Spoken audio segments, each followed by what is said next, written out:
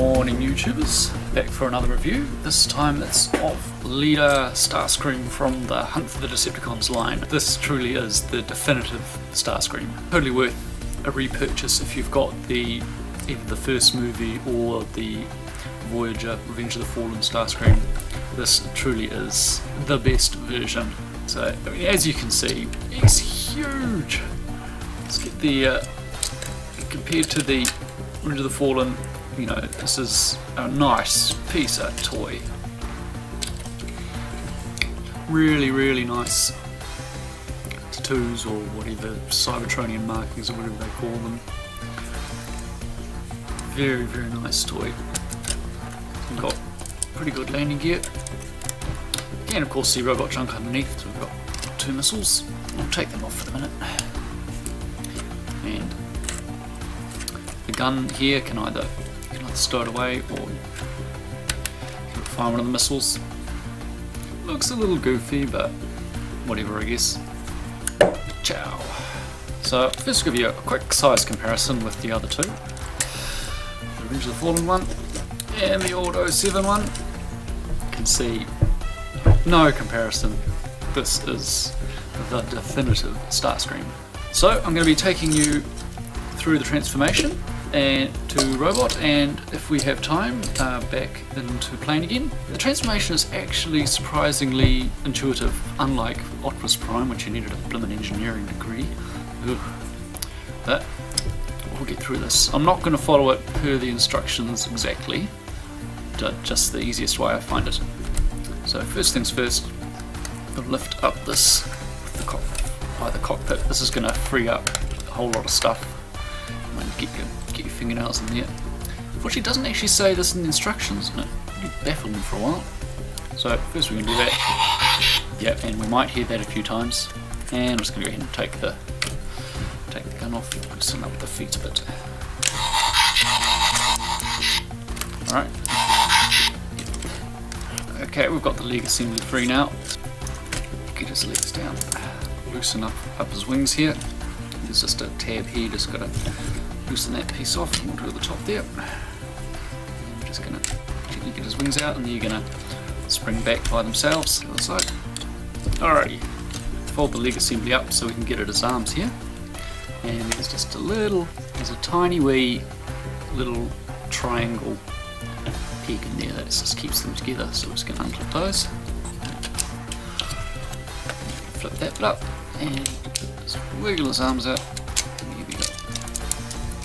Okay, now these pieces we loosened up before, they're just on a double joint, so we're just going to push them down into there.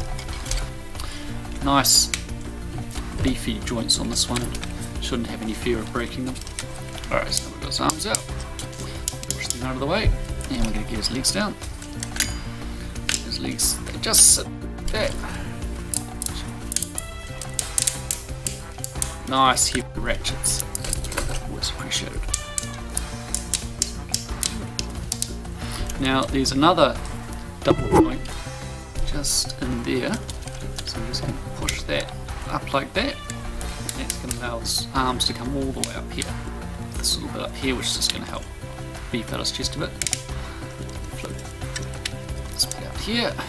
There's a hole in there. It's going to peg onto there. Okay, now we can bring the nose down, loosen the feet back up, put that in there, and snap into place. There we go. Okay, so straighten out his arms now. Just going to flip his landing gear around. His feet, just going to lift this bit up, lift the whole foot down, and flip out his heel. Just flip these bits back. There we go. You can leave his legs straight, or you can have them in the official chicken leg position. Tidy up his back kibble a bit. This part here we'll just move back up. So we're just going to put his back up. And this part, which was near the cockpit, is going to clip underneath there. This is all going to lock that together, which is really nice. And the wings here are just going to flip up. So there we go, that's basically him now. And we can... And of course... Decepticons will crush the Autobots. Yep, that hasn't happened yet. You want enemy Starscream. So, oh, that's the other thing, you just the arms out a little bit, and there's a little bit of automorph in there as well, you might be able to see. So now we can give him this gun, get one of those missiles. Just fold his hand up and just plugs in the end there. So he's a redonkulous. Also I discovered, which was pretty cool, if you press these, there's some red levers here, you press them and some missiles pop out of his arms. This one's got like a knee gun Vulcan cannon on the end, which is pretty cool.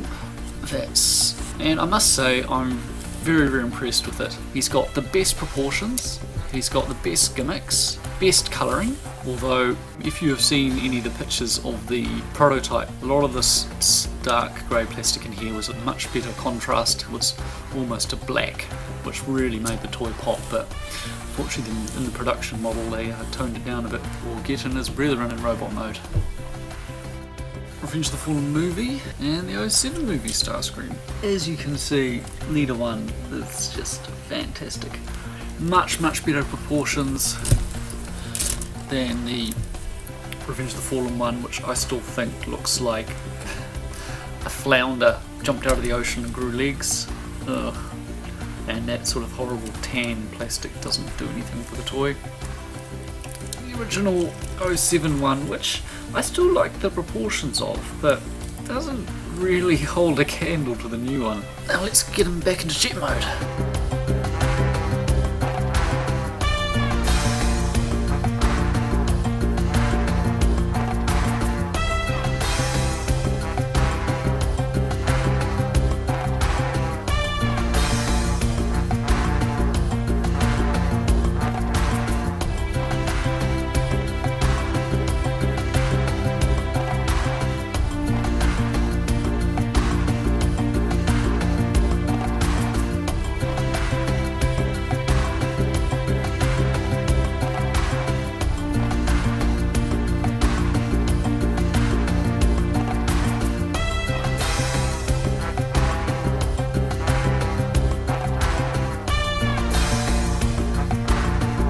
Back in jet mode.